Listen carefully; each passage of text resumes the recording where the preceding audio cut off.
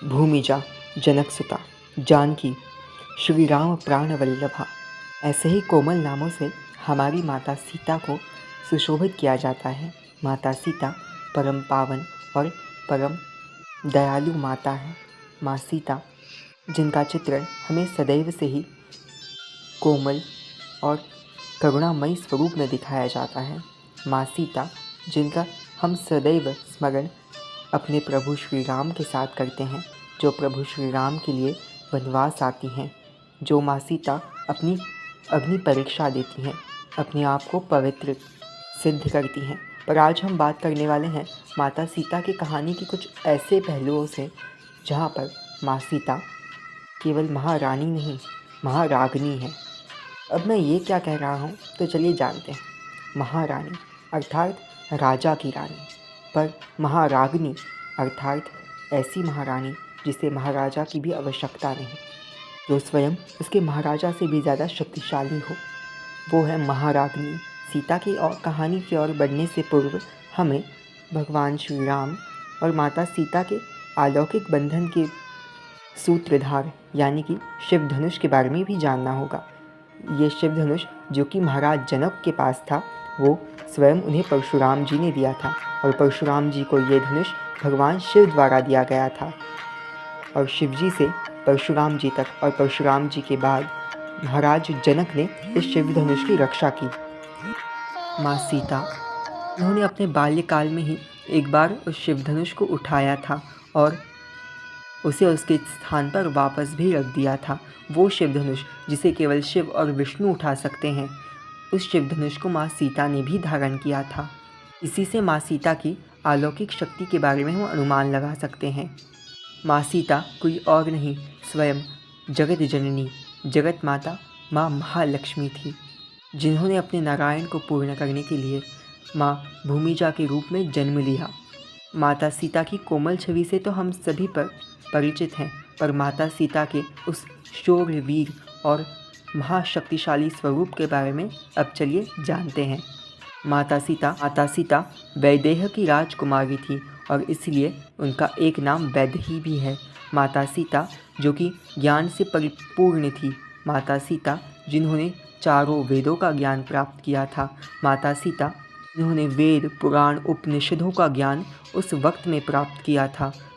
आज के समय में अगर कहा जाए तो हम माता सीता को एक एक्सीलेंट स्कॉलर के रूप में माता सीता को देख सकते हैं। माता सीता के ज्ञान का इतना प्रभाव था कि माता सीता से शास्त्रार्थ करने के लिए कई ऋषि और कई लोग वैदेह में आया करते थे।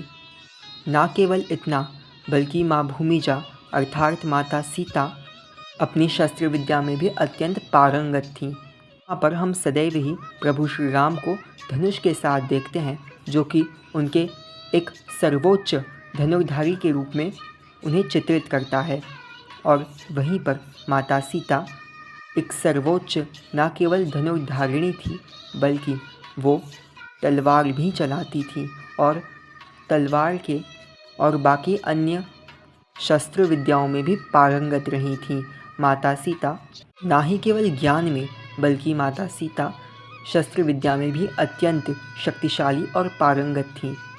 सीता की ये छवि, जो उन्हें सदैव एक सर्वोच्च गृहिणी और परम पवित्रता देवी के रूप में हम देखते हैं, ना केवल इतना, बल्कि माता सीता एक सर्वोच्च वीरांग धनुर्धारिणी, ना केवल इतना, बल्कि माता सीता एक सर्वोच्च और एक शक्तिशाली राजकुमारी के रूप में भी हमें उन्हें देखना चाहिए, जहाँ पर न केवल वो शस्त्र विद्या और ज्ञान विद्या के साथ भी पारंगत होती हैं।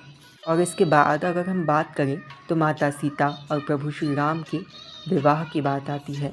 और हम सभी जानते हैं किस तरीके से रामायण में माँ सीता और प्रभु श्री राम का विवाह होता है। इसके बाद माता सीता और प्रभु श्री राम को वनवास में जाना पड़ता है।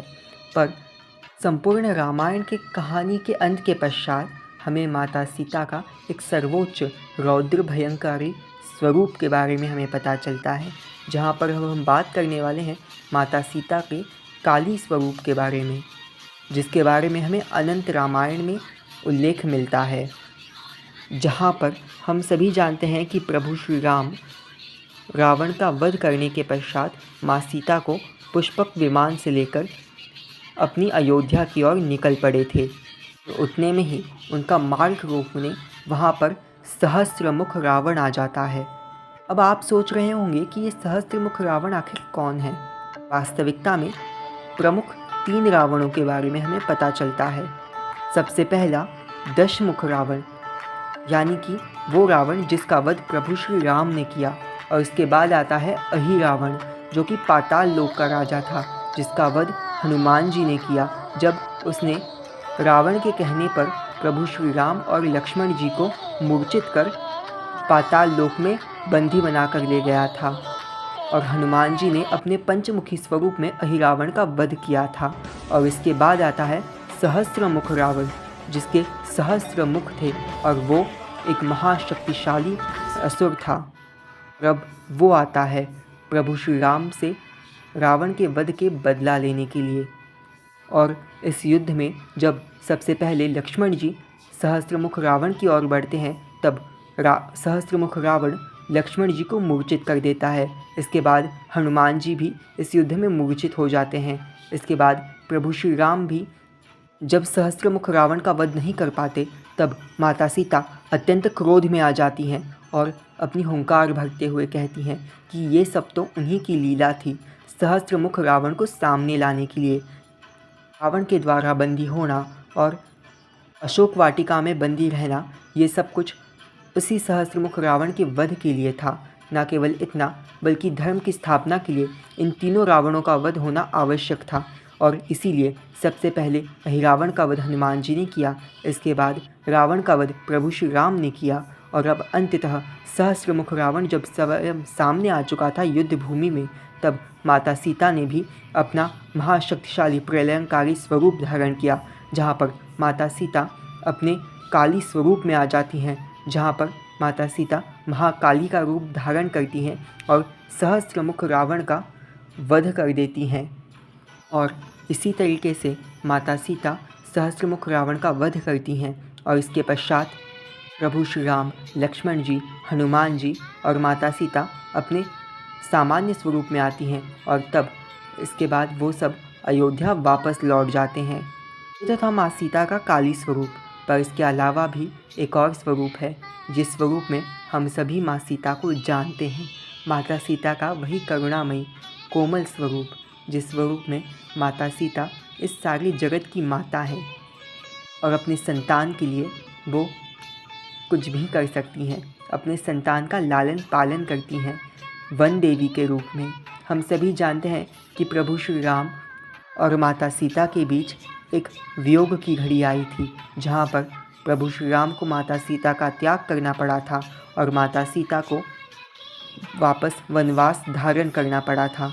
जिसके बाद प्रभु श्री राम और माता सीता के 2 पुत्र लव और कुश का जन्म होता है, जहाँ पर माता सीता अपने नाम को भी बदल देती हैं और वन देवी के रूप में महर्षि वाल्मीकि के आश्रम में रहती हैं।